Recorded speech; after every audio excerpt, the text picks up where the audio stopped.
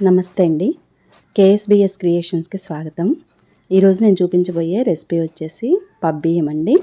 మేమైతే దీన్ని పబ్బియ్యం అని అంటాము.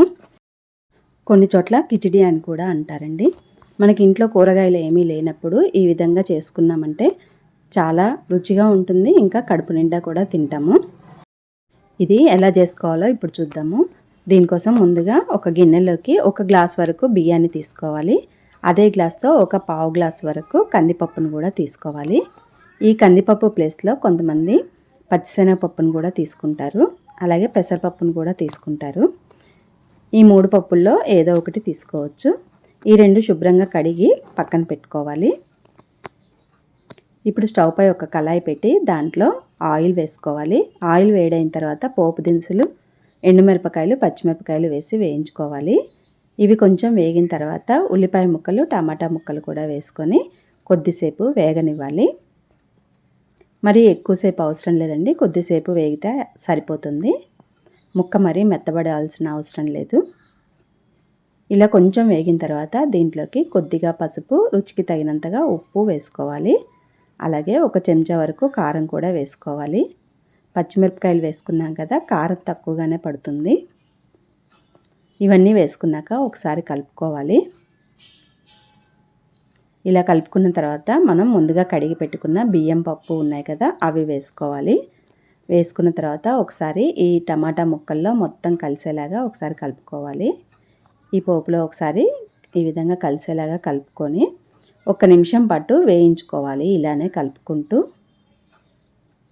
అప్పుడే మనకి అన్నం అనేది పొడి పొడిగా వస్తుంది. ఇలా కొంచెం కలుపుకుంటూ వేయించుకోవడం వలన ఆ పోపు అనేది కూడా ఈ బియ్యానికి చక్కగా పడుతుంది. కలుపుతూ ఉండాలండి, లేకపోతే బియ్యం అడుగంటుతాయి. ఇలా 1 నిమిషం పాటు కలుపుకుంటూ వేయించుకున్న తర్వాత దీంట్లోకి నీళ్లు పోసుకోవాలి. గ్లాస్ బియ్యానికి 2 గ్లాసుల నీళ్ళ చొప్పున పోసుకోవాలి.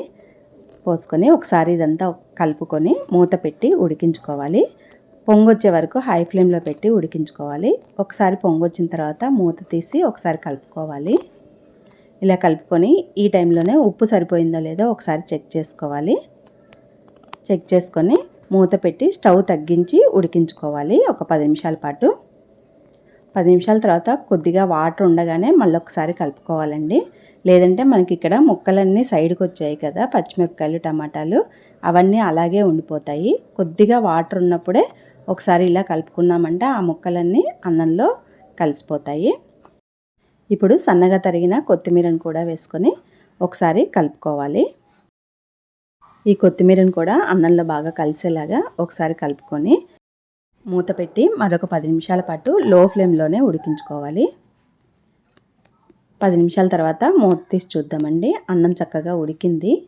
ఇలా మనం టచ్ చేసామనుకోండి, కొంచెం గట్టిగా తగిలితే అన్నం ఉడికినట్టే. చూడండి, పొడి పొడిగా కూడా వచ్చింది కదా. ఇందులో ఇంకా కూరగాయల ముక్కలు ఏమైనా వేసుకోవచ్చండి. కూరగాయలు లేనప్పుడు అన్నాను కాబట్టి ఇంతవరకు వేస్ట్ చేశాను. టమాటా కూడా అవసరం లేదండి. ఉత్తి కరివేపాకు, ఉల్లిపాయలు, పచ్చిమిరపకాయలు వేసుకున్న టేస్ట్ చాలా బాగుంటుంది. ఇది ఇలా ఉత్తగా తిన్నా టేస్ట్ చాలా బాగుంటుందండి. లేదంటే పక్కన ఏమైనా ఊరగాయ అద్దుకొని తినొచ్చు. చూసారు కదండి, చాలా సింపుల్గా చేసుకున్నాం కదా. తక్కువ ఇంగ్రీడియంట్స్తో తక్కువ టైంలో అయిపోతుంది. ఒకసారి మీరు కూడా తప్పకుండా ట్రై చేయండి. నచ్చితే మాత్రం లైక్ చేయండి, షేర్ చేయండి, సబ్స్క్రైబ్ చేయండి. నా ఛానల్ని సపోర్ట్ చేయండి. Thank you.